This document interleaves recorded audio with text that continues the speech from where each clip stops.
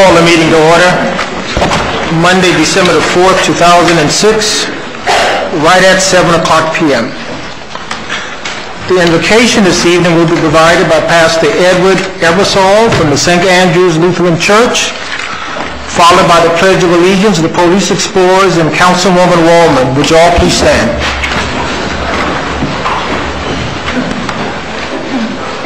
Please join me in the Pledge of Allegiance. Hold on. No. Oh, I'm sorry. Is the Where's the pastor? Pastor Hodge, did you give his invocation?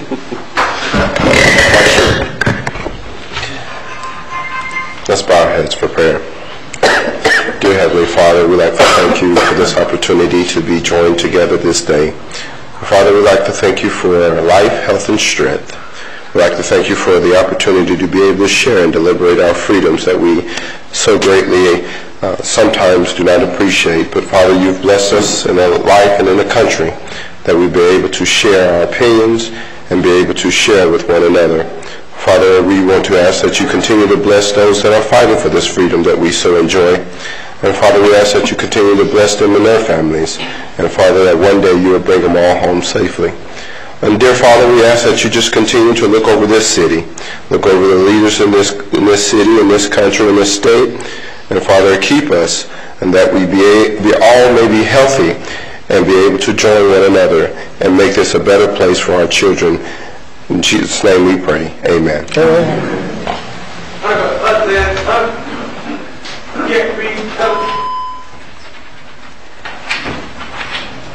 Footwork, march.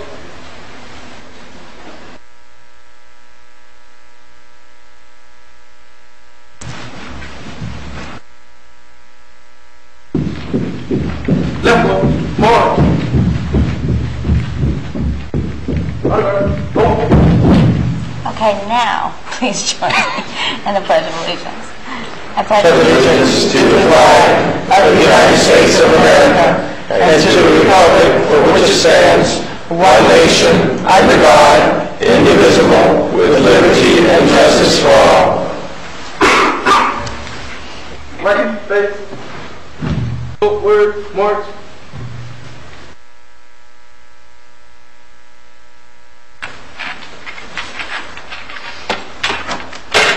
You may be seated.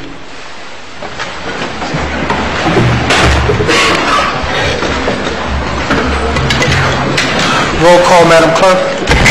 Mayor Warren? Here. Vice Mayor Losner? Here. Councilwoman Bell? Here. Councilwoman Garner? Here. Councilman Hodge? Here. Councilman Porter? Here. Councilwoman Waldman? here.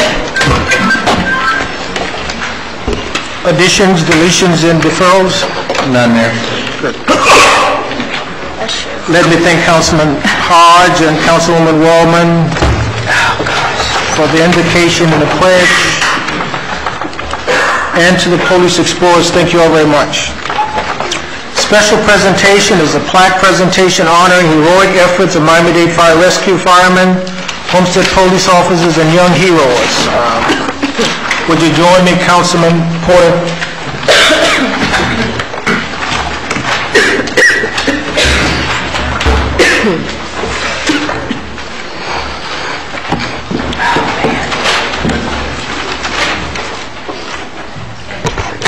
And let me ask the fire chiefs to come forward too and join me in this presentation. Fire Chief Woods. Wood.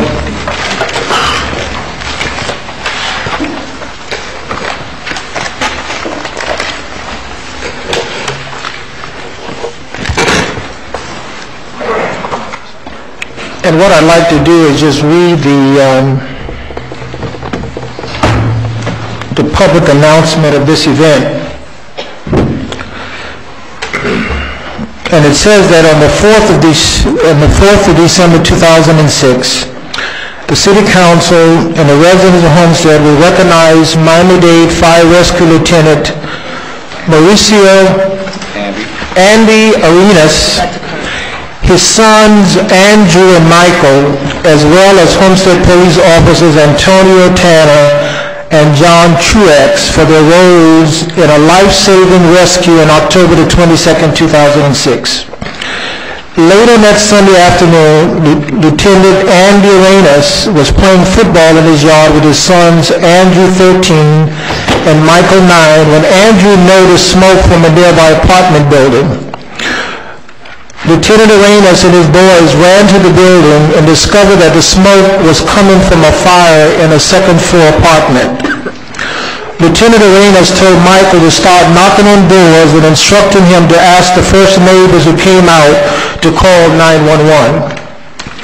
Lieutenant Arenas located a garden hose and instructed Andrew to direct the stream through the second-floor kitchen window where the fire was venting. Lieutenant Arenas forced the ground-level front door of the apartment open and could hear an occupant coughing from somewhere in the heavy smoke on the second floor. He entered the apartment twice but was forced out both times by the acrid smoke. He had no protective firefighting gear or an air supply the firefighters wear to protect them when they enter the hostile conditions in a fire. On his second entry into the apartment, he broke the hallway window, which allowed some of the toxic smoke to vent.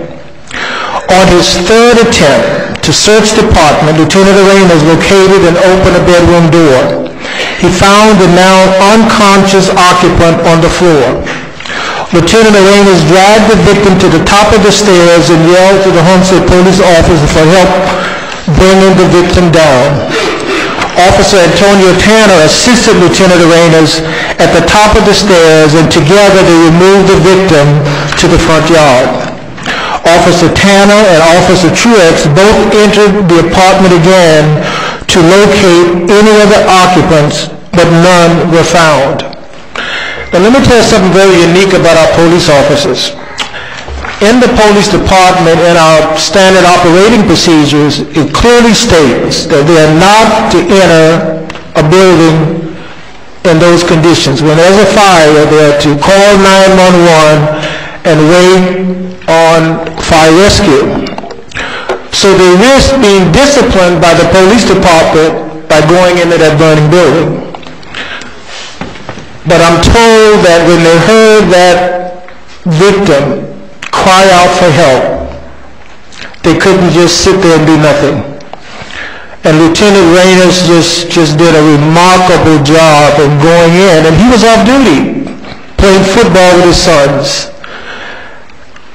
Now that's not only an act of courage, but is an act of what being a good neighbor and really being a good American is all about, helping each other and reaching out under just unbelievable circumstances. They took a tremendous risk with no equipment, nothing to help them go into that burning building. So we all are so extremely grateful for their courage. All the rescue's action took place in a short time frame prior to the arrival of the Miami-Dade Fire Rescue Unit. Lieutenant Arenas maintained the airway of the unconscious patient so he could breathe while awaiting the arrival of the Miami-Dade Fire Rescue Unit with advanced life support capabilities. When fire rescue units arrived, the patient was turned over to the Miami-Dade Fire Rescue crew for treatment and transport to a local hospital. The victim survived. Lieutenant Arenas and Officer Tanner were transported to Mercy Hospital and treated for smoke inhalation and was released. Thank God for that. So it is indeed my honor to not only recognize Lieutenant Arenas and his two brave sons for assisting him, but also recognize Officer Tanner and Officer Truex for the tremendous effort in saving a life. And I know that Chief Woods may want to say a few words. Chief Woods, you want to say anything? Wonderful. I'll keep this short. The men of the hour are in the audience. Just thanks to the mayor, to the council, to the residents of Homestead for your continued support of public servants. We appreciate it. It's awesome, and it's nice to come here on a happy event like this. So. Thank you, Chief. And let me tell you that, and I think I speak for the vice mayor and the council members, I was in public supermarket. And one of my constituents came up to me and said, Mayor, did you hear about this tremendous rescue? And I said, no, I'm not familiar with it. She began to talk to me about it, and then I followed up the next morning and found out and contacted Chief Wood's office and got the detail. And of course, you know, our Chief and Major Kennedy followed up and got the details for me. But what a tremendous effort. What a tremendous effort. And I would like to, at this time, with Councilman Porter's help, to recognize Lieutenant Arenas and his two sons, Andrew, Lieutenant Arenas and Andrew, would you come forward? And Michael, where's Michael?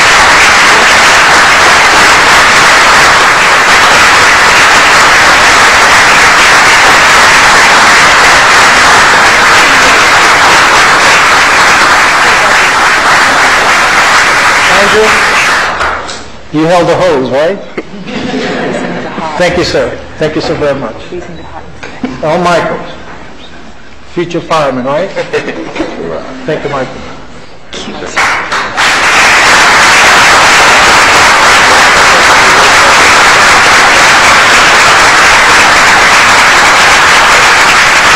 First of all, I want to thank the mayor for his kind words, and also I want to thank the whole city of Homestead.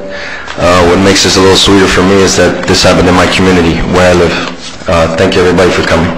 And I also want to thank the members of the Miami-Dade Fire Rescue for their support.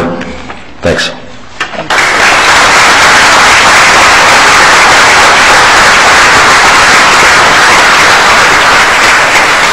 Now will Officer Tan and Officer Truex, would you come forward?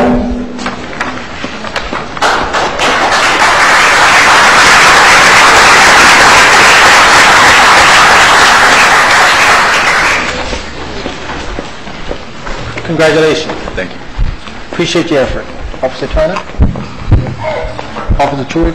Thank you, sir. Thank you. You guys want to say a few words? Officer? First, I would like to thank God for being my Lord and Savior. For without Him, none of this would be possible. And, you know, I just would like to thank the mayor, the city council, the community. And also, I would just like to say thank you. I mean, this right here is overwhelming. Really didn't expect it. We would do the same thing over and over from southeast section to the southwest section. We are public servants, and that's what we do. So thank you again.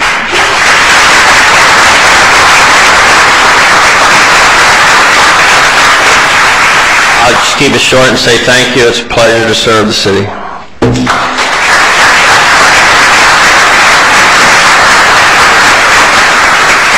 You know, again, on behalf of the mayor and council and the entire community, we appreciate what you guys have done. It took a lot of courage, something that many of us lacks today. And I just want to again say, God bless you. God bless you and your family. If you have a family in your audience, would you please stand up, and wives?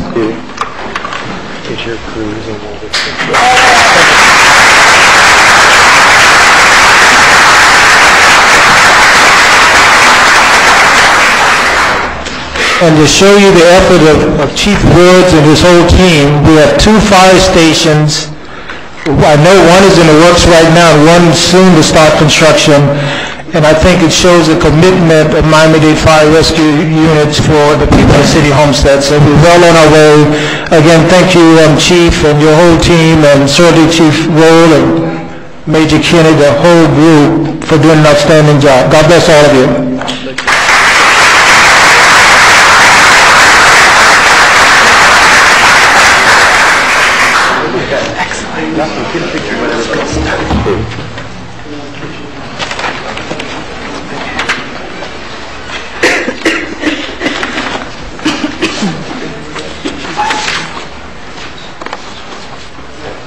Chief, you and the Major, come on here.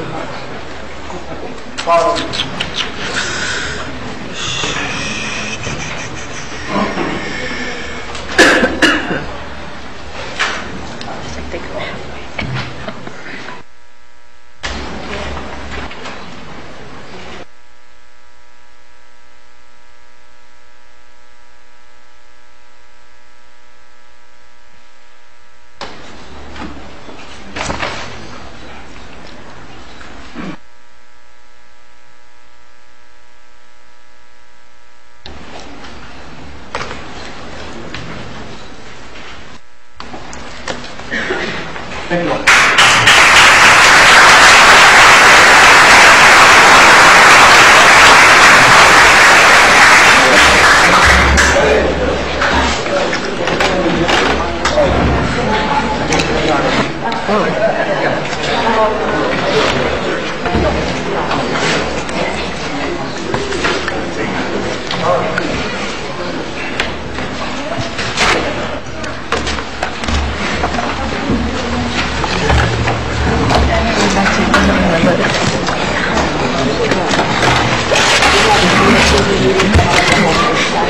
on the agenda is the proclamation presentation to Everglades National Park Superintendent Dan Kimball, National Park for America Tour, Councilwoman Woolman.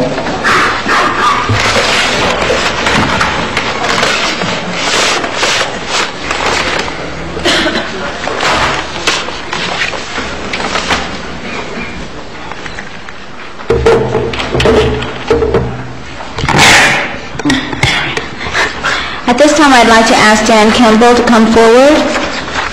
As Dan's making his way to the podium, let me just tell you a little bit about this guy. First of all, he's my friend. I think we were instant friends the minute he came to Homestead. We got together and talked about a lot of issues that we thought should be addressed. Please come stand beside me, Dan. Dan is the superintendent of Everglades and the Dry Tortugas National Park in the city of Homestead. He's a proven leader with an outstanding record of service with the National Park Service.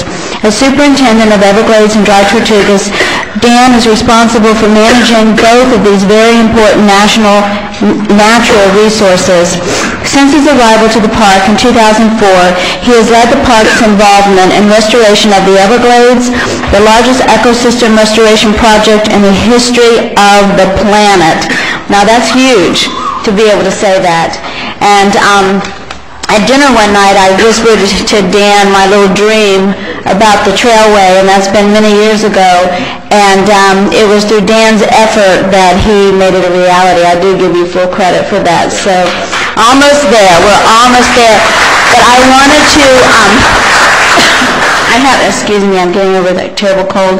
But I wanted to give Dan a chance to talk about some of the things that's happening down in the Everglades. And Dan? Sure. Please. Well, thanks so much, Judy. Mayor, city council members, and the community, thanks so much for the opportunity to visit with you this evening. This honor award that was just made, I heard being a good neighbor. And I think what we're trying to do at Everglades National Park is be a good neighbor to our gateway communities. And I know certainly that the city of Homestead, with its proclamation this evening, is doing that as well.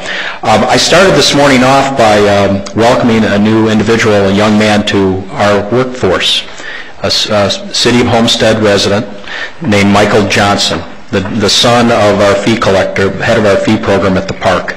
And he's going to be working as a maintenance man down in Flamingo. And I think a lot of you know we face some real challenges down at Flamingo with the storms. And I talked to our head of maintenance down there, and he said he's a young man, which is nice having young people on the workforce. He's got a strong back, and he thinks he can do well with mosquitoes.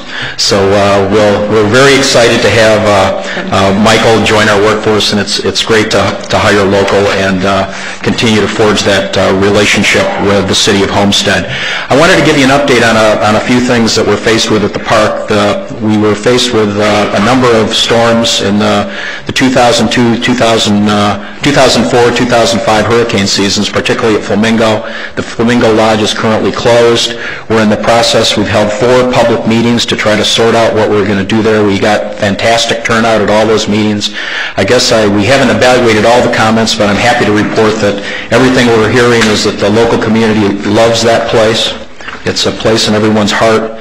And we're going to rebuild Flamingo. We don't know exactly what form it will take, but we'll likely include a lodge. A lot of people like the cottages down there, and we're also looking at some facilities that would very much promote the idea of a sustainable design, particularly some facilities that we could take down before hurricane season down at Flamingo. We're also working on a short-term contract to provide day services down there with the marina store is open, the gas pumps are open, boat tours available, and skiff rentals. So we've got a number of things going at Flamingo. Be happy to take you down there and show you around. We've got challenges, but we're moving forward at Flamingo.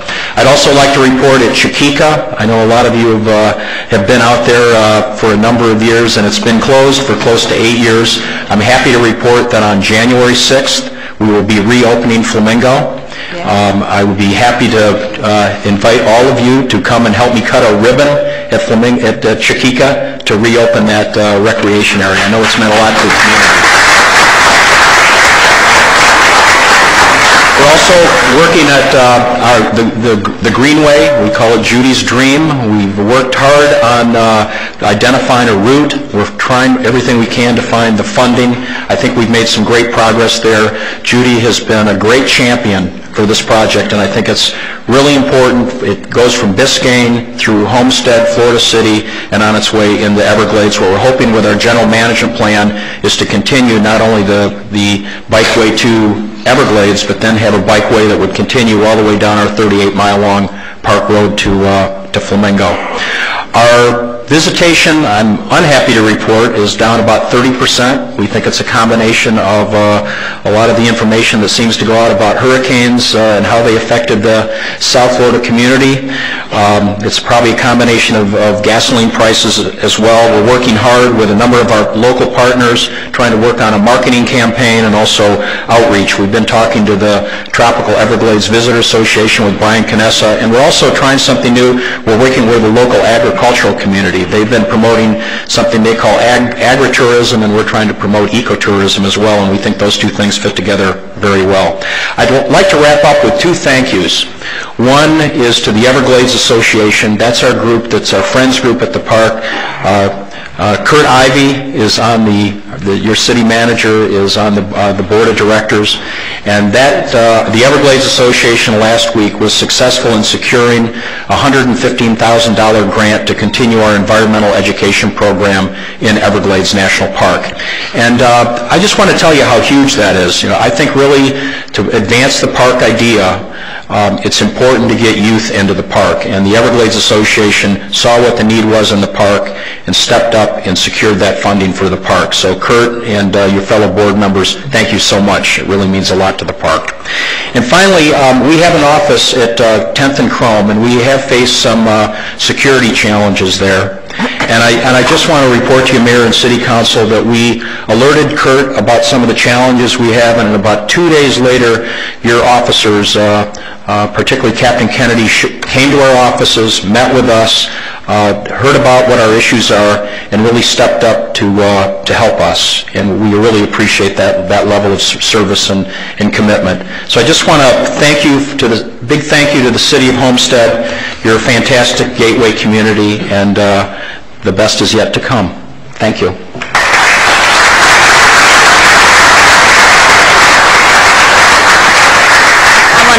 I want to say to Dan that as a little girl, my father's favorite passion was backwater fishing.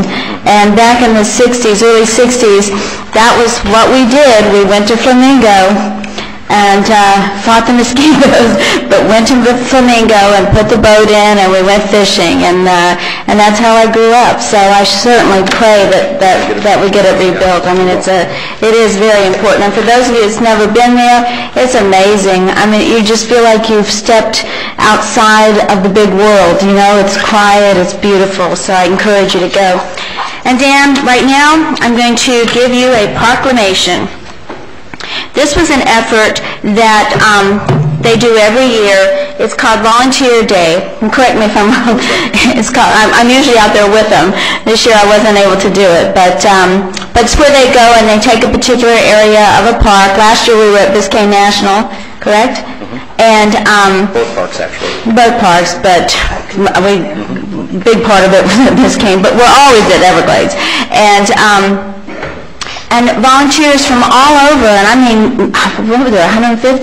About 150 volunteers each year come out and clean up areas of the park. And and it's a wonderful day, and it's an all-day thing, and it starts at 9 o'clock in the morning, and it goes on through the afternoon, and it's just amazing how many people do come out.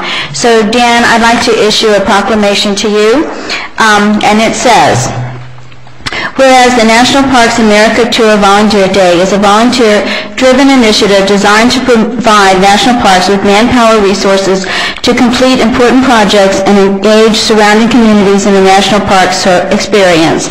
And whereas the National Parks American Tour volunteers assist parks along the tour in completing a myriad of projects ranging from cleanups, plantings, trail work, and visitor use area.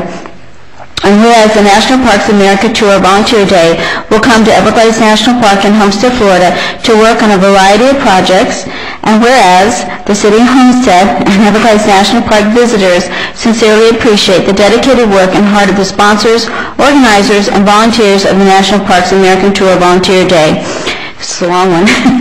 And whereas the National Parks America Tour Volunteer Day is a wonderful program with commendable goals of increasing environmental awareness and outreach, rediscovering national pride in natural beauty, and harnessing volunteerism in fun and outdoorsy ways. Now therefore, I, Roscoe Warren, Mayor and the City Council of the City of Homestead, do hereby proclaim Saturday, November 4th as National Parks America Tour Volunteer Day in Homestead. I hope you take this and hang it in your office with pride. I'll put it on our main hall.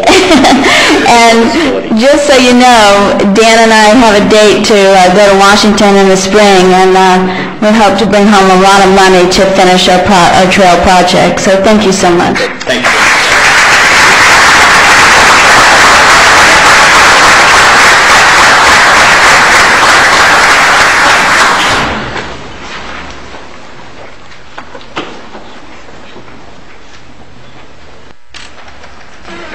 I love your kid. Thank you.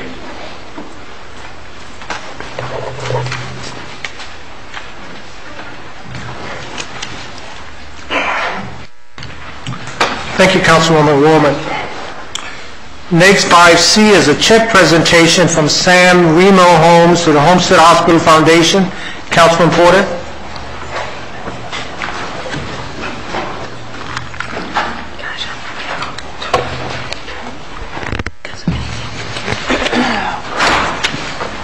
We're going to have Mr. Steve Shiver, C. Ray Shiver, and Mr. Tom Schramm come up and join us. And I'll tell you a little bit of background about why we're here. Early on with this development or expansion, I think, of the development of San Remo Homes, there was a right-of-way that was really deemed by Development Services to be unusable by it was no reason to keep that right-of-way, and that was Ms. Kamali and I think Mr. Chandra worked diligently with Mr. Shiver.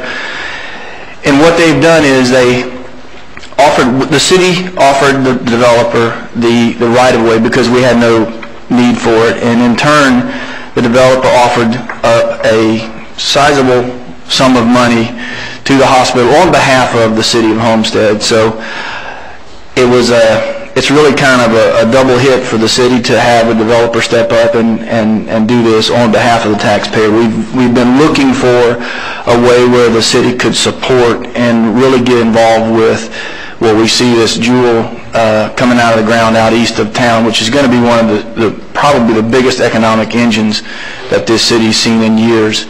And I'd just like to thank Mr. Shiver and the San Remo Homes for doing this, and I would like to just Steve, you want to come up and give a little more detail on it? Absolutely, sir. You know me, I'm pretty shy. I don't like to talk too much, but being a resident of Homestead my entire life and having the opportunity to serve both from a public capacity and in volunteer organizations, you kind of pull yourselves in different directions because there's so many organizations that are worthwhile out there, and they compete dearly for the dollars that are donated by different agencies, by private sector, by fundraisers and things of that nature. And CA, my wife and I have chosen Baptist Homestead Hospital and the Relay for Life as the two organizations that we're going to work very hard for and continue to do so. And the YMCA, yeah, absolutely. I don't want to get in trouble. Kevin, sorry about that, sir. Yeah. But But the hospital is something that this community should be extremely proud of. And, I was born at James Archer Smith Hospital, for those of you that know that, remember that name. Mr. Losner, a couple others, I think, were also there as well. But at the end of the day, you as a community should be extremely proud of what you're going to get on the east side of town. There's a balance here, and you have to understand that you have an old historic homestead, you have a downtown district that's phenomenal, you have and growing, you have an east side of town that is growing and will continue to do so, and the hospital is going to be that jewel. So it was a pleasure to work with Sherry Kamali and Rick Stouts and others on your staff. Mr. Ivey, thank you for allowing us to work with them, being able to donate the $50,000, Mr. Porter. So with that, I also have to say that if it weren't for the ladies of the Pineapple Gala, Mr. Case, Jerry Case, and Janet Case, who Sierra and I took the helm from this year, did a remarkable job over the last 7 years in raising money for Homestead Hospital and Pediatrics. Through the efforts of NASCAR and other organizations, we have really put quite a few dollars in the foundation. And again, it's an honor to be associated with such a dedicated group of ladies. So, Mr. Schramm, would you like to say anything? Well, I guess all I can add to this is how appreciative we are at the hospital to Steve and C for leading us through the gala. The gala is the main fundraising event for Homestead Hospital, and since the gala's inception, I think we've almost raised $1 million for the hospital, so we're closing in on that $1 million figure, and I'm sure that we will exceed that this next year with C's and Steve's able leadership. Thank you very much.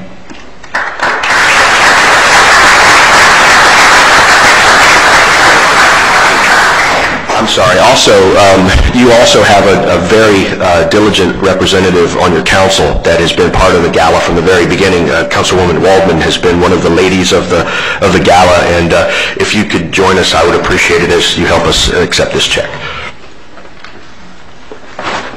Now, this check is being donated on behalf of the City of Homestead by San Remo, so this is for the taxpayer, and this will give us a position of notoriety in the existence of the hospital forever. There will be something there on behalf of the taxpayer for this, because this was right away that we worked diligently together to come up with this $50,000. So there's the check. Thank you very much.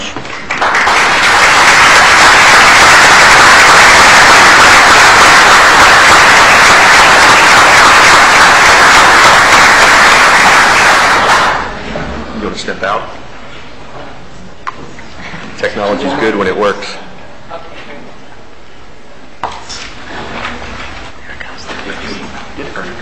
Thank you very much.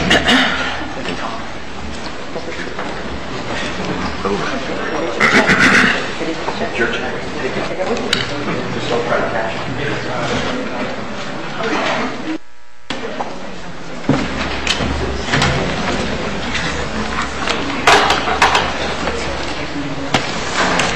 Next on the agenda is the parade volunteer recognition to Gary Schaefer, Public Works Department. Councilwoman Garner.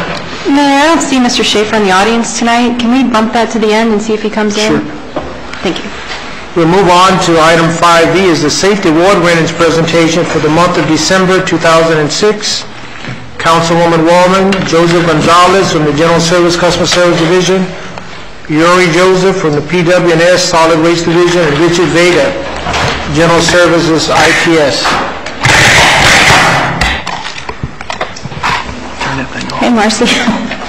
We meet again. Are those gentlemen in the audience tonight? Do we have Yuri Joseph? Yes. Please come on up. And Richard Vega? Yes. These are our December recipients, and I'd also like to see if Omar Young is in the audience. Omar's our September winner, and October is Francisco Rumor. Did I say it right? Yes.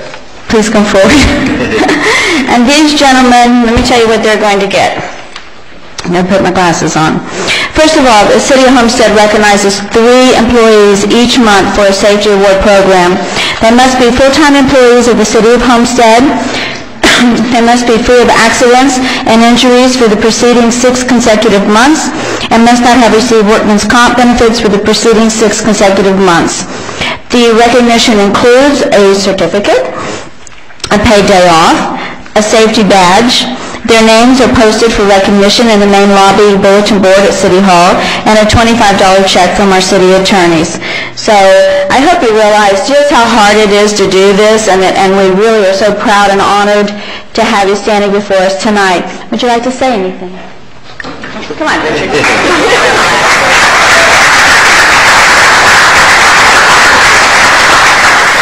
I guess on behalf of everybody, I just want to thank everybody for the opportunity to work for the city, and it's a pleasure working here every day. Thank you. Thank you.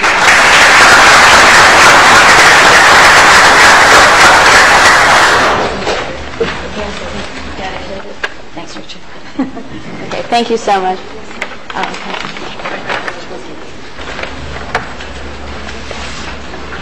Come on, Mark.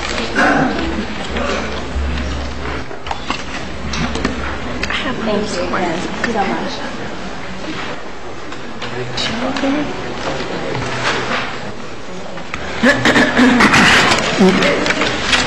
Next on the agenda is the YMCA activities update by the YMCA Homestead and South Day District Director, Kevin Balding.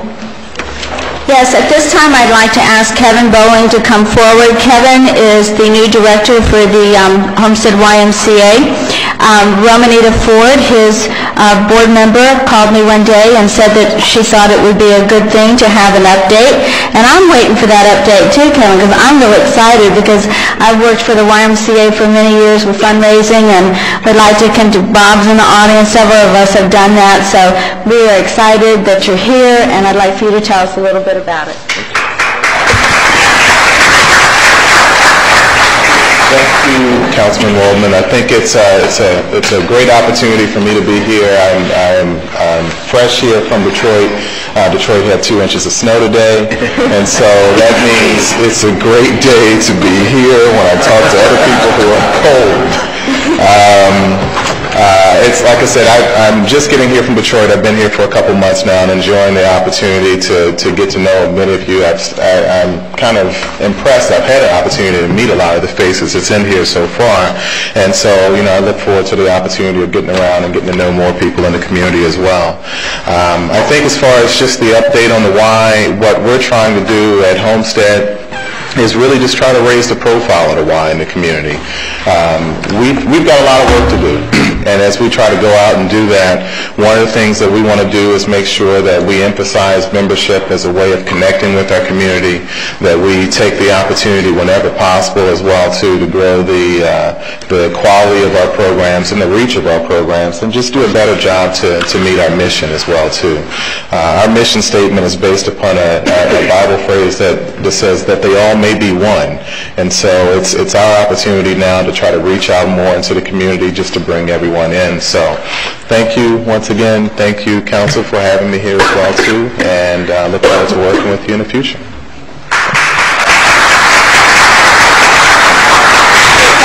Do you still offer the discounts to the city employees and things like that? I believe so, yes. Okay, good. Okay, so there's no excuse. As of the New Year's resolution, we all need to go to the Y and get back in shape, right? Okay, maybe you'll see me. Thank you. 5G is the Off-South Art Gallery Exhibition, Bob Farnes. We had the pleasure last week to open the council chambers back up to the Art South artists here at our local Art South Art Complex. And it was so exciting that we decided that we should come back on a council night and Bob could have a few minutes. Bob Farnes is our director of Art South. That he could have just a few minutes to tell you a little bit about Art South, what it is, and we can, we've worked with the cameraman and we're going to pan some of the paintings as Bob talks. So I'll turn the microphone over to Bob. Thank you. We're very grateful for the city for this opportunity to exhibit the work at Art South. All my artists whose work you see presented here tonight was supposed to be here this evening, but being that they are artists, half of them don't even own a watch, nevertheless a Palm Pilot, so They're not here. So I figured I'll tell you a little bit about what Art South has been doing and where we're going. What the art you see here represented is just a very small portion of all the mediums that we have and the artists that we have. Here you see mostly oils, pastels, watercolors, and a few a little bit digital. But did you know we also make Canon? We have one of the only working brass foundries in the whole South Dade, all the way down to Key West, I think is the next one. And we have an artist over there who's doing cannons, and so it's like, we have some really cool stuff. But part of our job over at Art South is not just to rent studios to artists, but to be involved in the community. We've been able to, we work with the Main Street and Seminole Theater in the CRA to help bring people down, bring them down to the downtown Homestead. We very recently, during the Veterans Day Parade, we were very fortunate to host the 2006 National Geographic Photo Camp.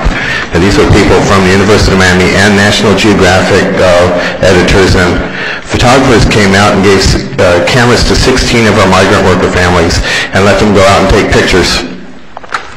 They put all these, they help the kids edit them, and they put them on the website. And in the back here, there's our newsletter that has a website that you can go on and look at it. They just took some really great shots of the community and the parade. We also, our artists, are very involved in the community. We had 4 of our artists work over at Dolores Saunders Elementary during Hands on Miami, and they painted some really wonderful murals that everybody got involved with. Something else you may not know about Art South is that we have classes there, not only individual art classes, but we also work with the Dade County Schools with a service learning program. But we have MacArthur kids that are at risk of dropping out actually come to the Art South, to the facility 1 day a week, working with professional artists, and then they have to go out and they go to Neva King Cooper, they go to the adult centers, and they work with handicapped children and our senior citizens and teach them what they have learned. This program has been so successful this year. In January, we'll be expanding the program to Homestead High, to Homestead Corporate Academy, and the Adult Learning Center. So and we also have after-school programs for the migrant workers and their children. So we do a lot of things other than just have our artists. The next one that's coming up that we're working with now is the Murray Dranoff Foundation. This is a national arts organization that's mostly into the musical arts and the classical piano. They've come down and our artists have gone into the different schools and explained to the students how art inspires, how music inspires their art. This Saturday is the second Saturday. We're going to have the show from all the entrants for the Murray Dranoff and all the 4 local schools. So that exhibit will be up as well. We have every second Saturday of the month from 3 to 7, we have an open house.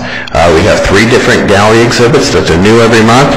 We have the artists have their studios open so you can come down and see their work and see them work, buy their art hopefully. They do need to pay their rent once in a while. And just kind of ask them what their thought was. It's very interesting, like some of these, to figure out what we're doing and how they got to that. And we do have some great artists. Right in this room here, you have 4 different artist representatives who each of them in this year is having or has had a show up in Tallahassee in the Capitol building. Mr. Nunez's picture right here is just one that just would not fit in the governor's office. So, his Florida painting, but that's a very big honor. It's very hard competition to get to show your art in Tallahassee, and Homestead is represented by 4 different artists from Art South up there this year. I do want to invite everybody from 3 to 7 to second Saturdays. We have live music, entertainment, and lots of wine. You're all welcome. It's open. This month also, we're going to have a Peter Panto show, which is free. And yes, I see Linda saying, what is a panto show? I'm not real sure myself, but it's supposed to be the hit of the British holiday season, and it's a new art form. It's for the kids, and I think it's a holiday adaptation of Peter Pan. So bring the kids out. It's free. That's going to be at 5 o'clock in the sanctuary.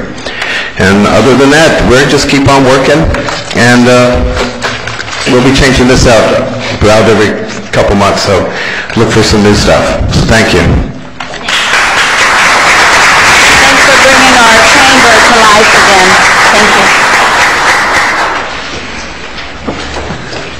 Thank you. Thank you, Ms. Waldman. Item 5H is the Main Street update. Yvonne Knowles.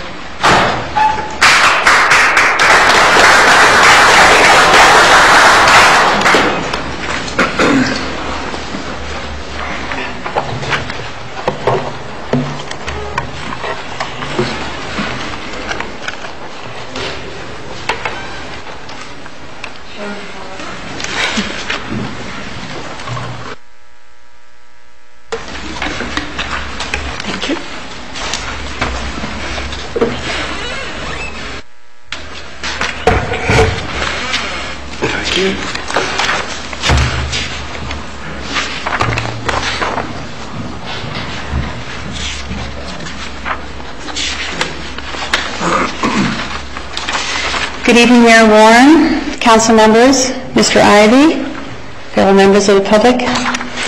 As there have been some questions regarding the Holiday Home Makeover project, I am providing a project update packet to each member of the council. Included is an elevation drawing of the project as well as construction meeting notes. I also have the complete file of all applicants who participated in this contest for those in the council who would like to review the material. There were 16 applicants and one was chosen from this group. The Homestead Main Street Facade Improvement Program applications closed on Friday, December the 3rd, 2006. We've been extremely pleased by the response from our downtown property owners. We have received over 19 applications with a total project cost of $124,650. Consequently, the Main Street Design Committee, under the direction of their chairman, Mr. Sid Dixon, who is here in the audience. Sid, would you please stand up?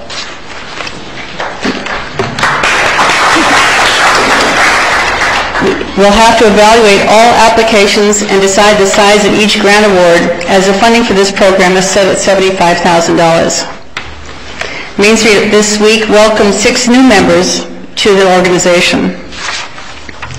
Christmas is going to come to the downtown district this coming weekend, and it's going to be even sweeter this year because thanks to a very generous donation from Margie and Charles Buster in the amount of $2,500, we will be able to decorate the downtown stores and also provide candy and treats for the children who come to Losner Park on Friday. This is our poster. You'll see it around the city this next few days. This is inviting all of the children. It's going to all the schools. It's going to participate in also the downtown businesses. And the downtown Christmas event will start at 6 p.m. on December the 8th with the Christmas tree lighting, and at 7 o'clock Santa Claus arrives until about 8:30, and there will be an opportunity to take pictures and have your children meet Santa Claus. So we really urge the parents to bring their children down to the park. The cameras, please bring your cameras also. Entertainment will be provided by a variety of elementary schools and dance programs, including the Pesco Elementary School, the Sacred Heart Catholic School, Keysgate Charter School, the Paramount Dance Studios, and the Scarlet Center Stage Dance Studio. And finally, and following that day, the next day downtown, we'll have the Sally Sale, which if you haven't been to it, it's a wonderful opportunity to buy Christmas gifts. It'll be a quasi-antique bargain basement combination of vendors selling their wares on the alley between Chrome and Washington Avenue, and that's a lot of fun. And it'll be starting at 8 o'clock in the morning on Saturday morning until 4 o'clock, and that's December the 9th. And finally, we've just opened 3 new businesses downtown, a lot of things happening downtown, but one of our newest business owners, Mrs. Pam Hartman, is here. She owns Bella Cora Gift Boutique, and she'd like to say a few words about an exciting holiday event that's happening in the downtown Homestead. Pam?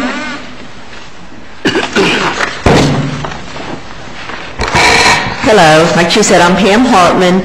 My husband and I relocated here from upstate New York about a year ago, and I'm originally from Louisiana. We spent a year in Antarctica, and we were delighted when he got a job offer to come down here, so here we are. We would like to invite everybody and remind everybody to come to the historic downtown district and all the shops at Homestead. Just remember to shop Homestead first. You don't have to go on the turnpike and hit the crowds to do your shopping. We have kicked off at the Antique Mall the holiday season this past Saturday with an open house. We had lots of door prizes, live entertainment, and we're going to continue now through the holiday season every weekend with some kind of entertainment, giveaways, special promotions. In particular, we're having a shopping spree to be drawn on January 1st. So everybody, all you have to do is come on in and say hello, and no purchase necessary, and just register at any of the shops. Excuse me. For those of you, probably everybody has children and grandchildren, we're giving out complimentary good behavior certificates. So, or if any of you need them, good behavior certificates to get on the Good Boys and Girls list for 2006, just ask any of the merchants and we can give those out. So we just want to invite everybody to remember to shop Homestead and come to the mall. Thank you.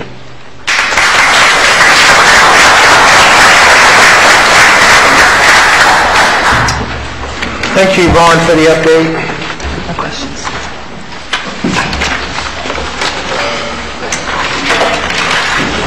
We're now on the consent agenda. The motion for approval. Offered by Councilman Hodge, second by Councilwoman Wallman. Any questions on the consent agenda?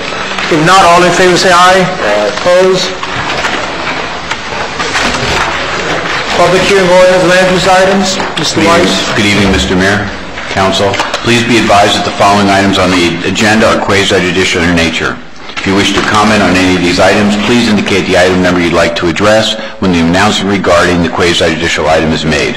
An opportunity for persons to speak on each item will be made available after the applicant and staff have made their presentations on each item. All testimony, including public testimony and evidence, will be made under oath or affirmation. Additionally, each person who gives testimony may be subject to cross-examination. If you do not wish either to be cross-examined or sworn, your testimony will be given its due weight. The general public will not be permitted to cross-examine witnesses, but the public may request the council to ask questions of staff or witnesses on their behalf. The full agenda packet on each item is hereby entered into the record. Persons representing organizations must present evidence of their authority to speak for the organization. Further details of the quasi-judicial procedures may be obtained from the clerk. In accordance with Section 2-591, any lobbyist must register before addressing the council on any of the following items. This time, council members must disclose any ex parte communications concerning any items on the agenda. At this time, the clerk will swear in any persons who wish to testify on any quasi-judicial item. Please stand and raise your right hand. I state your name. Hereby swear or affirm that the information I present shall be the truth and nothing but the truth. So help me God.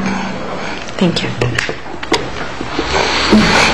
Item A is the second reading of an ordinance of the City of Homestead, Florida, approving a rezoning from B1 Restricted Retail Commercial District to B2 Commercial Retail Development District, providing for site plan approval, providing for tentative plat approval, and providing for approval of an application for special exception for property located on the corner of 312th Street, Campbell Drive, and Southwest 162nd Avenue, as legally described in Exhibit A, and providing for an effective date. Moved by Councilwoman Bell, second by Councilman Hodge. Any initial comments from council? Yes, Mayor. Ms. Bell? I just wanted to let the audience know that this is about the Lowe's that's coming to Homestead. This is very, very positive, so a hearty yes. Thank you, Ms. Bell. Mr. Mayor? Yes, sir. Staff has indicated that there's one slight minor revision they would like to make in regards to the ordinance, and that is under the conditions of Section 6, item number 6.4, the condition which reads, "The applicant shall coordinate the design and construction of the center turn lanes and the eastbound right turn lane deceleration lane." That should be with the county. So they would coordinate the design and construction with the county. Thank you, sir. This is a public hearing. Any comments from the audience? Any comments from the audience? Any comments? If not, I'll close the public hearing. Any final comments from council? A question for the attorneys on the median issue. Mr. Vice Mayor? Thank you. The county has the final word over median cuts, so whatever landscaping we do in a median for the new Campbell Drive, we could find being removed where we have no say over that in the future?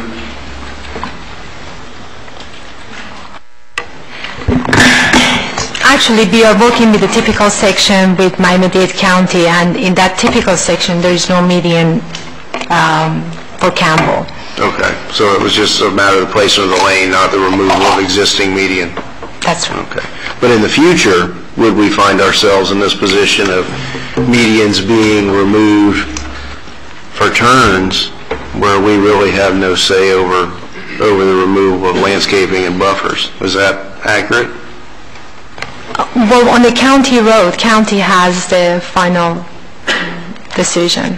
Okay, thank you. Any further comments from council? If not, roll call, Madam Clerk. Excuse me, Mr. Mayor. Yes, We need sir. to move to amend the ordinance to add the language that the staff has suggested. So moved by the Vice Mayor. Is there a second? Second by Ms. Bell. Is there a motion on amendment? All in favor say aye. Aye. Opposed? Now roll call on amendment. Councilman Hodge? Yes. Vice Mayor Losner? Yes. Councilman Porter? Yes. Councilwoman Waldman? Yes. Councilwoman Bell? Yes. Councilwoman Garner? Yes. Mayor Warren? Yes. Motion carries. Item 7B is a second reading of an ordinance of the City of Homestead, Florida, approving an amendment to the Bay Winds PUD Master Development Plan by modifying the mix of units by increasing the number of single-family homes from 551 to 558, increasing the number of townhomes from 422 to 515, and eliminating all 150 multifamily garden villas for an approximately 189.9-acre site located west of Southwest 142nd Avenue, east of Southwest 147th Avenue, north of Southwest 328th Street, North Canal Drive, and south of the C-103 Canal, as legally described in Exhibit A, and providing for an effective date. This is second reading. Moved by Councilwoman Bell, second by Councilman Hodge. Question, Councilwoman Waldman. Yes, I'd like to know, the 150 multifamily garden villas, what was the square footage? Are we talking condos? Is that what, I mean, what's the definition? What was the square footage of those? As opposed to the square footage of the townhomes? Mr. Coker, I'm sorry. Dick Coker, representing the applicant. The square footage of the condominiums were one bedrooms, two bedrooms. I don't think there were any three bedrooms on that. They were between 750 square feet to about 1,100 square feet. The townhouses are between about 1,000 or 1,100 square feet and 1,300 or 1,400. So they're a little bit, the townhouses are a little bit larger, but there is a 50-unit net drop. Right, and it had been so long, since we saw this, so I couldn't remember. And the main reason I asked the question is I wanted to make sure that people understood that this is a really good thing. This is an upgrade. A really good thing, so thank you. Thank you, Ms. Waldman. Any other questions from council? This is a public hearing. Any comments from the audience? Any comments from the audience? If not, I'll close the public hearing. Any final comments from council? Roll call, Madam Clerk. Vice Mayor Losner? Yes. Councilman Porter? Yes. Councilwoman Waldman? Yes. Councilwoman Bell? Yes. Councilwoman Garner? Yes. Councilman Hodge? Yes. Mayor Warren? Yes. Motion carries. Item 7C is a resolution of the City of Homestead, Florida, approving a one-year extension to the approved plan unit development sketch plan for Mercedes Homes, an 82.3-acre site consisting of 74 single-family homes, 180 townhouse units, 240 multi-family units, and a 2-acre commercial outparcel located on the southwest corner of Southwest 320th Street, Maui Drive, as legally described in Exhibit A, and providing for an effective date. Offered by Councilman Hodge, second by Councilman Porter. Any initial comments from council? Question, Mayor. Spell? I recognize that this is an already approved PUD, but what is the reason for the necessity of the 1-year extension? They are working on their traffic study. They are yes, they are part of the DDR group. Okay, thank you. Thank you, Ms. Bell. This is a public hearing. Any comments from the audience? Any comments from the audience? If not, I'll close the public hearing. Any final comments from council? Roll call, Madam Clerk. Councilman Porter? Yes. Councilwoman Waldman? Yes. Councilwoman Bell? Yes. Councilwoman Garner? Yes. Councilman Hodge? Yes. Vice Mayor Losner? Yes. Mayor Warren? Yes. Motion carries. Next item is a second reading of an ordinance of the City of Homestead, Florida, amending the City Code of Ordinances by amending Chapter 29 Vegetation, Article 1 Landscaping to amend the city's requirements relating to landscaping, Article 2 Tree Preservation and Protection to amend the city's requirements relating to tree preservation and protection, providing for severability, inclusion in the code, providing for conflicts, and providing for an effective date. This is a second reading and public hearing. So moved. Second. Moved by Councilwoman Bell, second by Councilman Hodge. Any initial comments from council? Mayor, Ms. Garner? just for the audience's benefit, this is an update to update our code to the county standards. It's also going to be a little bit more stringent in the county code in 2 ways. That would be the bracing of the trees and how the trees are measured. Instead of measuring them at the very bottom of the tree, we'll measure them at 4.5 feet. So we're going to get bigger trees that will withstand better winds. So this is a good thing. Thank you, Ms. Garner. This is a public hearing. Any comments from the audience? Any comments from the audience? If not, I'll close the public hearing. Any final comments from council? Roll call, Madam Clerk. Councilwoman Waldman? Yes. Councilwoman Bell? Yes. Councilwoman Garner? Yes. Councilman Hodge? Yes. Vice Mayor Losner? Yes. Councilman Porter? Yes. Mayor Warren? Yes. Motion carries. Next item is an ordinance of the City of Homestead, Florida, amending Chapter 28 Utilities of the City Code by amending Article 8 Electricity by amending Division 4 Electronic Distribution System and subsection B Service by amending Section 28-296 Construction Generally providing for underground construction of electric utilities for new and or substantially improved buildings served by Homestead Energy Services. Providing for severability, inclusion in the code and effective date. This is a first reading. So moved, Mayor. Moved by Councilwoman Bell. Is there a second? Second. Second by Councilman Hodge. This is a public hearing. Any comments from the audience? Any comments from the audience? If not, I'll close the public hearing. Roll call, Madam Clerk. Councilwoman Bell? Yes. Councilwoman Garner? Yes. Councilman Hodge? Yes. Vice Mayor Losner? Yes. Councilman Porter? Yes. Councilwoman Waldman? Yes. Mayor Warren? Yes. Motion carries. Do we have any public comments at this time? Do we have any public comments at this time?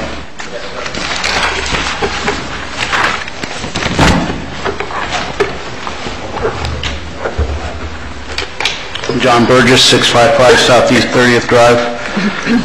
Just a couple quick things. I was wondering, one, if the mayor could give us could give the citizens a time frame and an honest and binding date of when the audit will be done by the people that have been retained to take over the internal auditor's deal and finish up the CRA report for the citizens. Under the manager's business, he will be asking the council to approve the Mr. Scott Menke, who's been recommended by Jerry Shioka's firm, Rackland Coyne and Holtz, to finalize that audit for us. He's a CPA and got tremendous credentials and got a tremendous amount of municipal auditing experience, so that will be done. Another question, just wondering, if I understand the way that the time card problem proceeded down the line, I'm wondering if the taxpayers will get their money back from the people that were fraudulent to the city, and how come we're not prosecuting some of these people to deter this problem from arising down the line? Anywhere else in the world, if people are caught stealing, you pay the price. I don't know if that'd go to the mayor or who, but I'd like to... I'll take that. No, we did not. They lost their jobs. Well, that's fine, but the city lost money to them also. I think in terms of, and this is a little involved, maybe more so than here, and we can meet, that the incidents that we have found were on like one occasion of the incident. We believe there was a lot more, but we used the occasion which we have found to prove that. So there was just one occasion on it. No, we haven't, and this hasn't finished yet. We may have some employee feedback from that in the defense. And this is probably for Kurt also. With the oil prices per barrel being down, an average of $23 from the high of $80 a barrel, they're down around 59 on average now. I was just wondering if the citizens can see maybe a rollback anywhere in the future. I understand we created a large deficit. I was wondering where we are on that deficit, and maybe if there is a time frame or when we might have a little bit of a rollback since the prices seem to have stabilized where they are. That's a good question. We did have a deficit. We're still right at around $1 million, a deficit uncollected. But one thing, the natural gas does not exactly mirror. I mean, they'll go up and down in amounts as the crude oil does. As a matter of fact, we're paying last week a little over $8. What's the unit? MMBTU. Yeah. Okay, that helps. And I know it fluctuates a lot, but I was just looking to make sure we're gaining on it and see if maybe in the future sometime, I get a monthly report on that, and Greg from Utilities every month gives me a report on that, and we are definitely, waiting till we get into that balanced. We certainly know that was going to be a question coming from the public on that. Just trying to get an update. A lot of people. I'm not sure when exactly that'll hit. Gas prices have started to climb back up again, and that is one of the problems with how we do this. If you did it on a monthly basis, you'd never figure out anything on your electric utility because it'd always be up and down, and we get a lot of questions, why am I up, why am I down? So we've tried to find a happy median. Sometimes we don't recover everything, sometimes we over-recover, and we try to hit that happy median. And question is well taken. It's a burden on everybody. Just wondering, especially with the Christmas tree lights going now, Yeah. We like that. Thank you. Okay.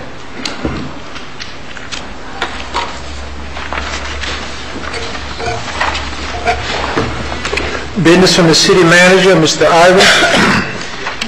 Thank you. I've got just 3 items. One, the Park of Commerce will be advertised tomorrow. And I say that with emphasis because that's kind of a monumental occasion for me. I want to get that out on the market. And we're finally doing that. So that will be advertised tomorrow. Secondly, 261 Parkway, which was the old satellite building that we bought from Latham Knapp. We are hoping, and the only thing that's holding us back from beginning demolition there is our survey on asbestos, and that should be in. We're expecting that any time now, and we've got the contractor lined up to take care of that, so we'll start demo there. And then lastly is the memo I gave you in regards to replacement auditor. As we know in the special call, the mayor indicated that Chioka, who's our external auditor, does our financials, to do the audit. Well, the external auditor themselves can't do it. It's a conflict for them to do it, but they did have people that they knew that would be able to do it, and Scott Minke was one of them, and I spoke to him over the phone. He sent the email on some of the background, and I'm looking for guidance there if you want me to go ahead and retain him to finish the audit. Is there a motion? Motion by Ms. Wallman, is there a second? Second. Second by Mr. Hodge. Any comments? Yes. Ms. Bell? How much is it going to cost us? We haven't got to that point yet. I will let you know what his hourly fee will be. It'll probably be an hourly fee to work on it. He really hasn't had any of that yet. I said I'd send him all the material once I found out if he would be selected, and we'll work out an arrangement from there. Well, of course I have concerns. I don't need to go into again how I felt about the firing of a very capable and competent auditor. But how free is this gentleman going to be to conduct this audit? I mean, Well, I spoke with him. He said that he'd be available to do this, and I think it will be the fellow from Boca Raton, so I don't think he has any ties to the local area, so I think we met a standard there. I think might please everybody. But he did indicate that he would be free to do this. He's willing to do it. Once I get the okay, I'll go ahead and get a price and a time frame for him to do it. And what type of audit are we requesting? Because therein lies the rub. What is the type of audit? Just numbers, internal controls? No, actually, he's going to take over from where the auditor will give him the auditor's notes, will give him the response from the CRA, to give him the background information, and he will come down and complete the interviews that he needs to answer the questions and render a final report. Thank you. Mayor. Vice Mayor. Thank you. I think in that regard, and certainly now is not the time to do that, but we need, I think, to consider at the council level the scope of what he's going to do. The internal auditor at his exit interview at the podium, if you will, indicated that there were at least a couple of companion audits to be completed, and I'm wondering, I think we probably need to in some form talk about whether or not work would be finalized on those. I think that there was a question, an ongoing audit on the holiday home makeover, and I want to say maybe the shotgun house subsidy, but there were at least a couple of other audits that Mr. Albritton mentioned that were in progress, that as far as I know, no draft reports had even been issued. Would those, is there a feeling that those would be continued, or that effort dropped? I spoke only about the CRA audit, but that's at council's pleasure. Tell me what you want me to do. My suggestion is this, is to complete the CRA audit. And then what I'd like to do is to authorize Ms. Wallman to proceed in locating or hiring someone as our permanent internal auditor. That would be the next step. But the goal right now, the issue today is completing the CRA audit. And once we bring somebody on permanently, I think those other issues could be addressed.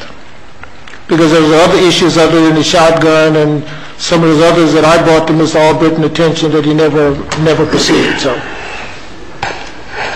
So there's others that we need to look at. My motion is just to advise you to move forward to talk to him about salary and, and then you'll come back to us, correct? That's correct. Okay. Okay, and this was just for the sole purpose of finishing, apparently, the CRA, not a permanent, just an interim special project situation. That's it. Although, I'm so happy to see that he has so much city government experience. It behooves, I think, our council to ask some other questions, once we get an opportunity to meet with him. Absolutely, he might be someone that'd be interested. You might be interested in. Any other comments? All in favor say aye. Aye. Opposed?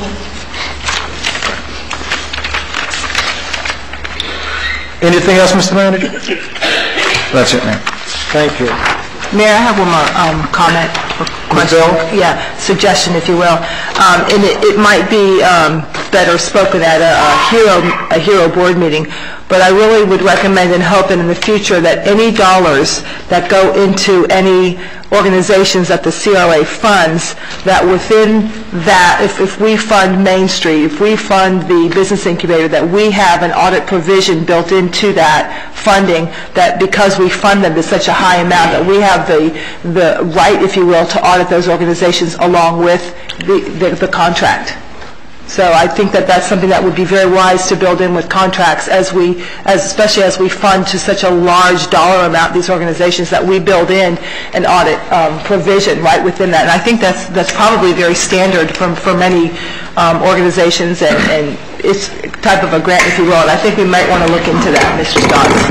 One of the things Mr. Albritton recommended that's been implemented by the city is a paragraph to be added to all of our funding contracts that deal with an audit provision, so that we have a right to go in with reasonable notice to audit funds that we have given them, and to, at their choice, audit the records somewhere else. If they don't have a place for us to do it, they may have an accountant's office or someplace that we could go so that we can have access to those records on how our funds were spent. Good. I think that's a very important provision, especially for government in the sunshine, let the community know where their dollars are being spent. Because at this point, we really don't know. We just give out the money, and then those organizations are. I mean, it was spoken of quite firmly that we don't even have the right at this point to go and look into these organizations, and that brought me a lot of concern. And we had a Main Street update tonight, and I would have loved to ask some questions. I know the floor wasn't open, so I will reserve a lot of my questions for Main Street at the next Hero Board meeting, because I do have a lot of questions about that, especially since I know the city kicked in a lot of dollars. I'm not sure the exact amount for the Speed Fest, and that was, we always love to talk about our successes, but that was a colossal flop. I don't even know how much money was spent on that event, and there was nobody there. And we had these, top name groups. I mean, you have Trick Pony out there and these big groups, and you have a stadium that's just, I don't know how many thousands of people it seats, and you have 200 people there. It was very embarrassing. But I'd like an accounting for that. I'd like to know what happened there. What was the breakdown with Main Street? What was Main Street's responsibility? I'd like these answers, and we just, those answers really haven't been very forthcoming. The money flows out, but we don't have our answers. So I really think it's important that we discuss these openly. And we were able to, at his recommendation, get that paragraph in most of our funding contracts this year. A couple of them had already been executed before we made the recommendation, but the ones that were still in the process, we were able to get it added. So we got it into most of them for this year, and we'll have it in all of them next year. Thank you. And we need to talk about it, Rick, because from my experience with auditing, and I know at the state level and even at the federal level, when they fund you, they require an audit report that you pay for.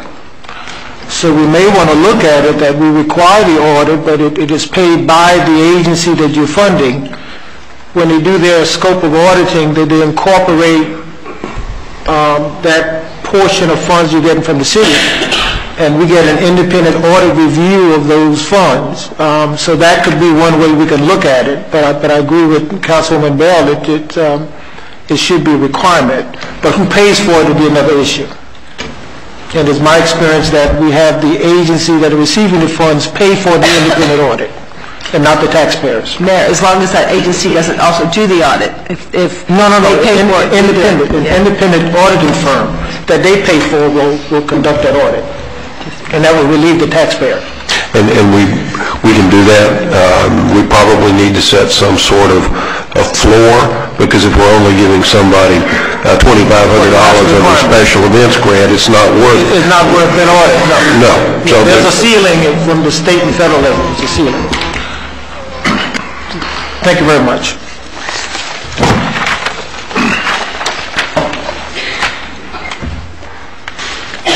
Councilwoman Waldman.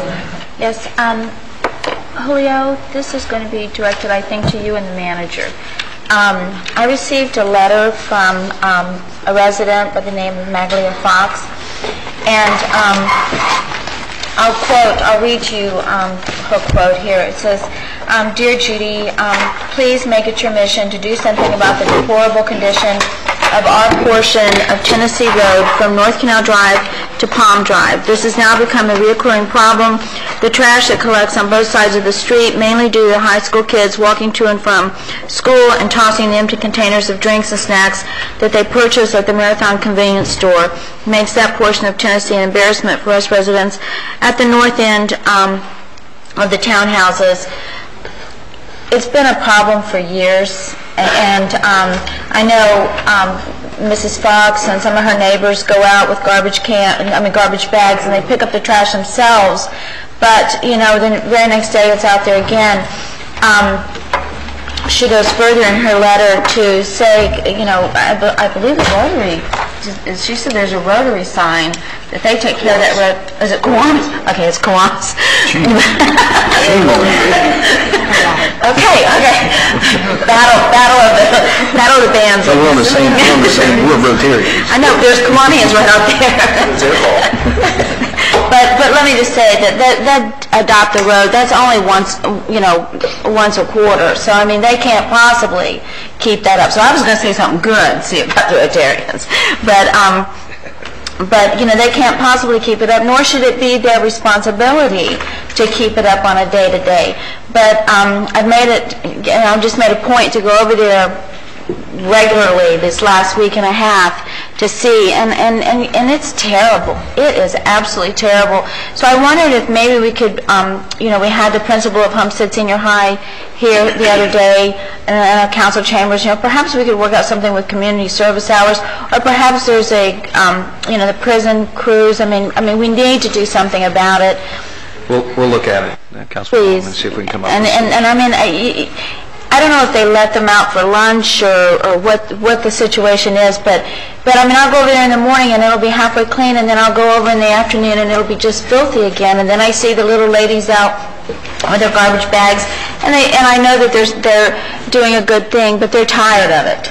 So, we need to do something about it. And that's not just for one street, folks. That's for every street in Homestead.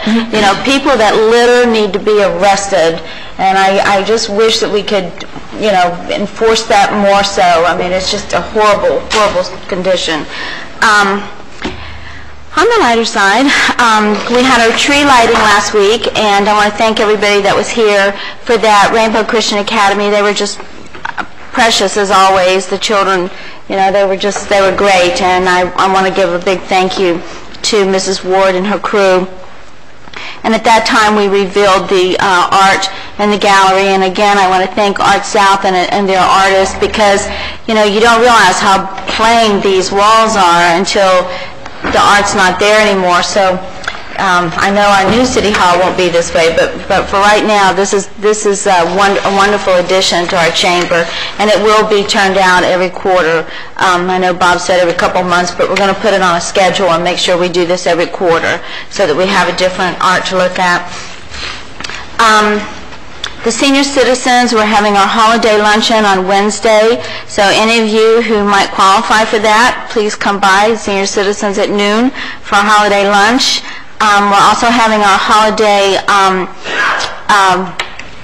party for the volunteers of the City of Homestead at the senior citizens on Wednesday evening as well, so I'm very excited to be able to announce that. Breakfast with Santa is coming up. That'll be December 16th. It starts at 9 a.m. Please contact our Parks and Recs Department at 305-224-4580, or go on the web, our City of Homestead website, for more information. That's always a wonderful time, and the kids have a blast there. I'm working once again with Captain Bo with the SOS Toy Drive. We're doing our Jingle Bell Jaunt through the villages of Homestead with the trail riders Saturday at noontime, and we've done this for years. Everybody's excited, and I hope that once again it'll be a very successful toy drive. I also wanted to announce that the Pineapple Gala this year, very happy to say that we raised over $140,000 for Pediatrics. So that was a major amount of money, and I want to thank everyone that came out and helped us with it. I'd also like to announce our the Little Angels Foundation. We're having our annual tree trimming December 7th at the Capri Restaurant. Jimmy Accurcio has so graciously offered to let us have it there this year. He will be providing free food. There'll be heavy hors d'oeuvres. There'll be a cash bar. And right now we plan on giving away a lot of money. So please come by. It's free to the public. It's from 6:30 to 9. And we're very excited to be able to do this. And last but not least, I'd like to wish the mayor happy birthday. His birthday was November 25th. So happy birthday, Mayor. Thank you. Belatedly. Thank you. Councilwoman Bell. Thank you. This past Saturday morning, I was pleased to attend a change of command ceremony at the Homestead Air Force Base for Lieutenant Colonel Mike Larkin, who is now on his way to Louisiana, and he will be missed. He was a wonderful addition to the Homestead Air Force Base, but he got a promotion as he's working with FEMA as well as stationed in Louisiana, so I'm very proud of him as well. The Policeman's Ball this past weekend was wonderful. It was a lovely event, and I just, want to congratulate the Homestead PD on a nice event. Also, I attended the PAL Gym reopening, and the PAL Gym looks beautiful. It really, really looks wonderful. And this is a very, very utilized facility. The doors are open to a lot of youth in the community. They're going to be bringing a wrestling program there, as well as they have after-school tutoring, and that's the site that we've been working on to target to get a truancy program that we're still working on a grant from the Children's Trust for that particular site. The computer room looks beautiful. I mean, it really, really was in great need of, it was in disrepair and was in great need of a facelift, and it really looks beautiful. So congratulations to the City of Homestead and the PD for the reopening of the PAL Gym. Also, last week I did Career Day at Campbell Middle School, and it was very interesting. It was good. It was very, very good. And I did 3 classrooms, and I only had to get on the third class. I had to become a mom for a few minutes and get him under control first. But it was a great, great event. And actually, once you start talking about what you do as a council person, they become very, very enamored and very interested and curious as what you do. And they're very surprised, even on the middle school level, they're very surprised to the extent that the city councilmen, what they have to do on a daily basis and how big the city is and what the city entails. So it was pretty interesting. Also, to the Parks Department, I will be writing my article very, very soon. I had my day with Parks and Recreation last month, and I've just been working on school papers, so that got put off a little bit. But I will be writing the Parks and Recreation article very soon and submitting it to the news leader as well as the Hometown Tribune. And it really was a great day with Parks and Recreation. And I'll be working with Patty to schedule my very next work day, as I'm doing one work day a month, so I have to get one in this month to do my work day. I have planning that by the end of the year, I will have visited every single department within the City of Homestead to get a deeper understanding of what goes on in the city and what goes on in each and every department in the city. Also, I would like to make an announcement that my church, New Beginnings Fellowship, is going to be having their Christmas musical, Christmas play on December the 16th at 7 p.m. and the 17th at 10 a.m. and it's on 288th Street right next to the Lincoln Marti School. If you want to go see a beautiful Christmas play, Christmas musical, please come out. It'll be great. And I'm in the choir there. They believe it or not, they actually let me sing there. So I hope you'll come out and visit us. We'd be delighted to have you. Also, the Homestead Community Concerts series is about to open and have its first concert as well. So if you have not joined the Homestead Community Concerts Association yet, you're really missing out. You get 4 wonderful, wonderful concerts for $50. And the first concert is, I think it's Chicago Brass. And the talent they bring in is just phenomenal. Anybody that's a member of the concert series, you know exactly what I'm talking about. It's a phenomenal bargain. So if you haven't joined yet, see me about that as well. Thank you, Mayor. Thank you, Councilwoman Bell. Councilman Garner. Thank you, Mayor. We have scheduled a PR marketing workshop for Tuesday, December 12th at 5:30. That's going to be before the cow. We'll have a presentation by the ad agency Adkinson Associate that we've decided to work with. We have a lot of exciting things coming forward, and our committee's ready to start working, so we want to share the information with you, and of course we want your input and ideas. And also, Mayor, I just want to brag on one of my former Mayor's Youth Council members. Yamel Ben Cosme was a member for 2 years before she graduated, and she was inspired to apply to intern at Mario Diaz-Blart's office, our congressman. And I wrote her a letter of recommendation, and she talked to people, and she got in, and she interned for a year, and they hired her full-time about 6 months ago, so she's been working there. And she talked to Mario so much about the Youth Council, he's asked her to be our official congressional liaison and let him know what events we're having and when he can come down and be a part of it. So I'm just so happy about that. She's such a role model. I just wanted to brag on her a little bit. Thank you. Thank you, Ms. Garner. The council is working. Councilman Hodge. Nothing to Mayor. Thank you. Thank you, Mr. Hodge. Mr. Vice Mayor. Thank you, Mayor. Chief Roll, I want to extend my congratulations and commendations to those who in your department who worked to put on that policeman's ball Saturday night. Very, very pleasant event, and I appreciate being able to take part in that. Also, 2 weekends ago, Homestead Community Concerts and other organizations had another in their series of the Children's Theater Workshop.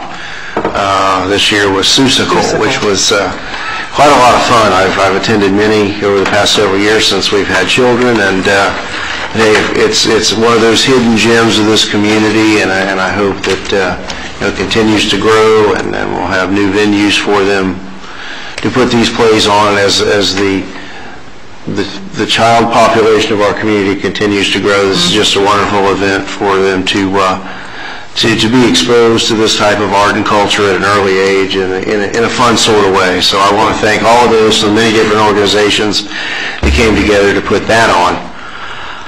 Also want to remind everyone that on next Tuesday night, a week from tomorrow, December 12th, as part of the Committee of the Whole agenda, we will have and take public input, and again the formal presentation on the proposed renderings and layout for the new City Hall facility. And that will be right here. The Committee of the Whole begins at 5:30 that day, Kurt, and I think it's scheduled to occur after the formal Committee of the Whole agenda rather than as a part of it. At that time, we will be taking any and all public comment on the proposal for City Hall. And Ms. Waldman didn't mention it, but also, Kurt, on December 13th, what time is the IMG proposal? Is that still on the 13th? 5:30? 5:30. At 5:30, there will be another presentation here on a potential user for at least a portion of the sports complex. I know that it's a very sensitive issue in the community, and I thought we had put this to rest, but there will be a presentation that has been agended here for Wednesday, December 13th at 5:30. That's all I have, Mayor. Thank you. Thank you, Mr. Vice Mayor. Councilman Porter. Thank you, Mayor. Mr. Ivey, on the heels of what Ms. Wallman brought up about the trash over by Homestead High School, a number of years ago, I think the chief, I think Captain Kennedy was still a captain at that particular time, and he did some research and some work with the leadership of the school at the time. And they gave us a laundry list of reasons why the kids couldn't come out and pick up the trash that they were actually creating. Because what it does is they sit out in the grassy area, and then what happens is the wind blows across the street. What doesn't get caught up against the fence goes across the street and gets caught up in the trees. So maybe with the change in the new principle, but at least, Mr. Manager, if you would speak to Major Kennedy, because he does have some insight as to previously why they would not, the school board or the principal at that time would not let the kids pick up the trash that basically they were creating. So if that can help, Ms. Wallman, I hope it'll give us a little bit of help.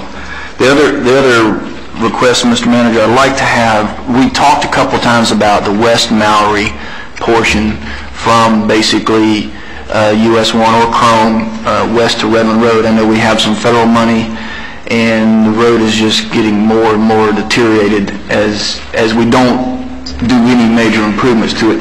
Can someone give us an update or some sort of an idea? I think I'd spoken to Julio to give us some idea. Yeah, we can certainly do that. Well, as you know, the federal government did allocate $2.1 million for that particular portion of the roadway. Up to this point, the federal government has not dispersed any of those funds yet to anybody. They're right now in the process of creating a program, a scheduling of projects. We've been in contact with them several times, and we're on their priority list. They're expecting to start dispersing monies really in response to our request at mid-next year. In light of that, we've also been talking with the county. In essence, that is a county roadway, so we've been talking to the county to also make sure that they go along with it and also prioritize that project as well.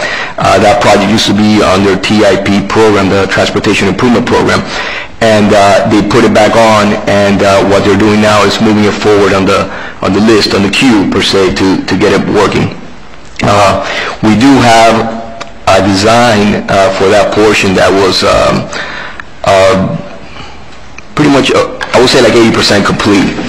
So that gives us a real good starting point to work from. So that's something that the county did appreciate, that we do have that. So things are looking good in the short term. That's one of the projects that they want to prioritize. And again, with the 2.1, it wouldn't be enough to do the whole project, but the county, since we have those funds, are willing to work together with us as well. Well, the point that I was trying to get at is I think since I've been on the council, which is almost 9 years, that road has been one of the things that's been tried to be improved over a 9-year period that I'm aware of. So it'd be nice to have our insider contact Mario Diaz-Balart, because he was actually the one that championed those dollars to be brought into, Homestead specifically. So if we need any help politically, let us as a council know, or Ms. Garner and our political insider in the committee and the congressman's office, so we can make that. It needs to get started going forward. It takes these projects so long to get built. Once they actually scratch ground, it's really a long process, and that the road is in horrible condition. Well, thank you for the update, and I'll continue to ask. And as you see or hear anything coming down the pike, could you just let us know? We'll definitely keep you updated. Yes. Mr. Manager, one other request at a future committee of the whole. Could we have an update on the Chrome Avenue project? I know on the north end of the city limits, they're stacking up some barricades that I think are going to be used for the improvement of the intersection at, I believe, Avocado. That's correct. But in the meantime, we still have, the city's done everything that FDOT asked us to. When we provided an alternate route, we've done everything except they haven't built anything. So, and again, this process precedes me. I don't know, Mayor, you've been here a long time. It's probably been on the agenda for 15 years. But it would be nice to know where we are in the process, because we've been sort of in the queue a couple times, and woke up one morning we were out of the queue.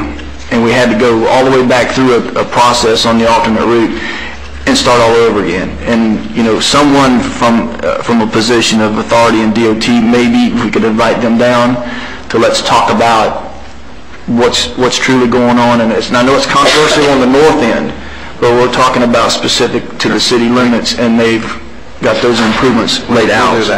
We'll do that. And really, Mr. Manager, Mr. Mayor, that's all I had. Thank you. Well, thank you. I must say, last week, when the Vice Mayor and the manager and our architect unveiled the design of that City Hall, I'm still in awe as to the impact it will have in Homestead once it's completed. So I want to, again, thank all of you for moving that project forward in spite of some objection from a few in the community. I think it would be a model for Homestead for years to come. So again, I'm still reflecting on how significant that project will be in Homestead.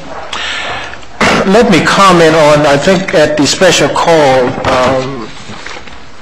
I think John Burgess had a concern that our clerk had leaked that information about the draft audit. And I just want to state very clearly that, and all of you got the response from the clerk, and she stated, and I just want to make this public,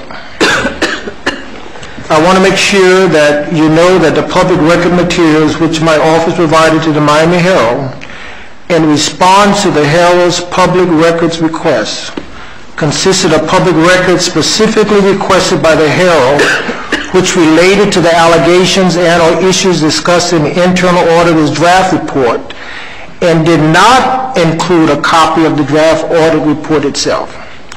The Herald report advised me that she already had a copy of the draft audit report, and she did not receive or request that from my office.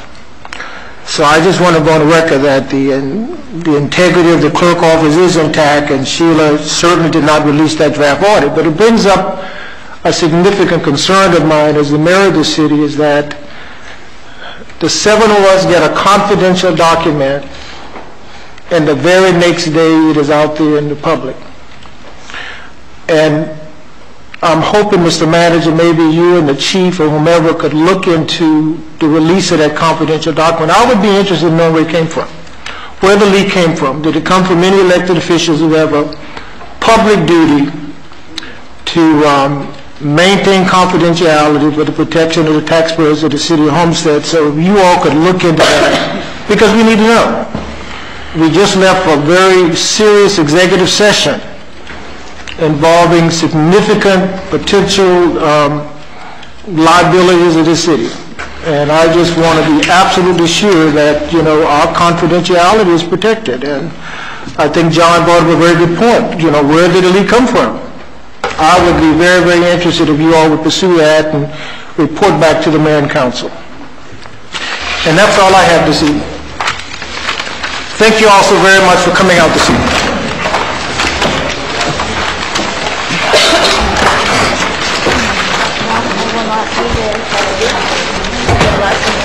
Enjoy your